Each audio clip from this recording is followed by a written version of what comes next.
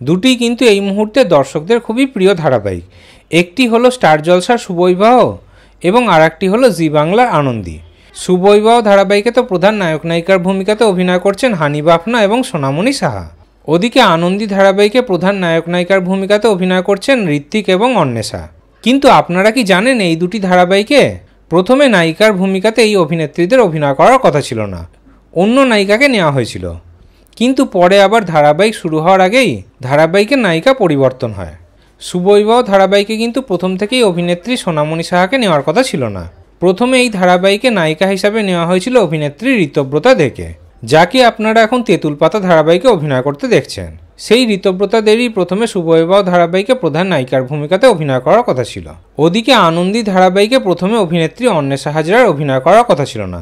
প্রথমে এই ধারাবাহিকে প্রধান নায়িকার ভূমিকাতে ভাবা হয়েছিল অভিনেত্রী তৃণা সাহাকে। তবে তারপর খবর পাওয়া গেছিল যে বিশেষ কিছু কারণে এই ধারাবাহিকটি করতে পারেননি অভিনেত্রী তৃণা সাহা।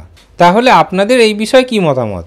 এই দুটি ধারাবাহিকে এই নায়িকারাই কি ঠিক আছেন, নাকি আগের যে নায়িকা ঠিক করা হয়েছিল তাদের নিলে ভালো হতো? এই বিষয়ে আপনাদের কি মতামত কমেন্টে অবশ্যই জানাবেন।